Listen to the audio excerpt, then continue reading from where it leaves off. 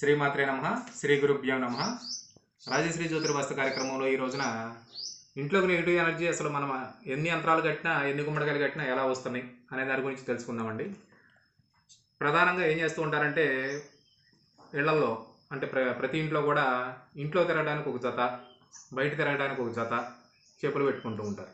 అలాగే బయటికి వెళ్ళి వచ్చిన వెంటనే కాళ్ళు కడగకుండా ఇంట్లోకి రావటం, ఎవరైనా అతిథులు వచ్చినప్పుడు వాళ్ళ కాళ్ళకు నీళ్ళు ఇవ్వకుండా గబగబా మన చుట్టాలే కదా అని చెప్పేసి ఇంట్లోకి పిలవడం వల్ల చాలా నెగిటివ్ ఎనర్జీ అనేది మన ఇంట్లోకి పాస్ అవుతూ ఉంటుంది. అలాగే చాలామంది ఇంట్లోకి అప్పు తీసుకుంటానికి వస్తూ ఉంటారు. ఉప్పు కానీ, పాలు, పెరుగు, ఇంకా అలా నిత్యావసరాలు ఏదైనా సరే తీసుకోవడానికి వస్తూ ఉంటారు. మన వాళ్ళు ఏం చేస్తూ ఉంటారంటే ఇల్లాలు పక్కింటి వాళ్ళే కదా, ఎదురింటి వాళ్ళే కదా అని చెప్పేసి గబగబా వంటగదిలోకి వెళ్ళిపోయి వాళ్ళకి ఇస్తూ ఉంటుంది. అలా ఏమవుతుందంటే అలా ఇచ్చే క్రమంలో ఏంటంటే వాళ్ళు మళ్ళీ ఏదైతే ఉప్పు అయితే తీసుకున్న తర్వాత వాళ్ళు రిటర్న్ కనుక ఇచ్చినట్లయితే ఎవరో కూడా ఉప్పుని తీసుకోవద్దు. అలాగే మాకు చాలలేదు, మాకు తీసుకున్నాం కానీ మేము పెద్దగా వాడలేదు అని చెప్పులు కానీ, వస్తువులు కానీ అంటే వస్త్రాలు కానీ, ఏదైనా వస్తువులు కానీ ఇచ్చినట్లయితే తొందరగా తీసుకోకండి. ఎందుకనంటే వారి నుంచి ఆ వస్తువుల్లో నెగిటివ్ ఎనర్జీ కానీ, లేదనుకుంటే ఇంట్లోకి నెగిటివ్ ఆరా కానీ ఇంట్లోకి రావడానికి ఎక్కువ అవకాశం ఉంటుంది. అలాగే ప్రతి ఒక్కరు ఏం చేస్తూ ఉంటారంటే బయటికి వెళ్ళి వచ్చినప్పుడు కొన్ని వస్తువులు తెస్తూ ఉంటాం. అంటే నిత్యావసరాల్లో కొన్ని వస్తువులు తెస్తూ ఉంటాం.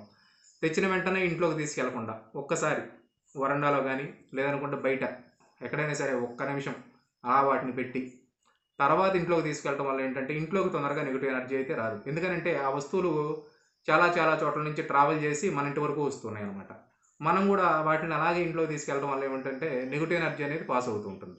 అది నిత్యావసరాల్లో తినే వస్తువైనా అవ్వచ్చు, మనం వాడుకునే వస్తువైనా అవ్వచ్చు, బంగారం అవ్వచ్చు, ఇంకా ఏదైనా అవ్వచ్చు. ఒక్కసారి మీరు ఇంటికి తెచ్చే ముందు ఒక్క నిమిషం పాటు మన ఇంటి ఆవరణ అంటే బయట ప్రధాన ద్వారానికి లోపలికి పెట్టకుండా ప్రధాన ద్వారంకు ముందుగా బయటే వరండాలో కానీ, లేదా ఇంటి ఆవరణలో కానీ ఇంట్లోకి వెళ్లకుండా పెట్టగలిగితే ఇంట్లోకి తొందరగా నెగిటివ్ ఎనర్జీ అనేది పాస్ అవ్వదు. అలాగే మనం ఇంట్లో వాడుకునే చెప్పులు, బయట వాడుకునే చెప్పులు సపరేట్గా పెట్టుకుంటారు. కానీ చాలామంది ఏం చేస్తూ ఉంటారు, అదే చెప్పులతో ఇంట్లోకి రావటం, అదే చెప్పులతో మళ్ళీ బయటికి వెళ్ళిపోవటం, తద్వారా నెగిటివ్ ఎనర్జీ అనేది తొందరగా పాస్ అవుతుంది. అది ఇంటి ఇల్లాల మీద పడుతుంది, సంసార జీవితం మీద పడుతుంది, ఆర్థిక పరిస్థితుల మీద పడుతుంది, పిల్లల చదువులు, పిల్లల అభివృద్ధి మీద కూడా పడుతుంది.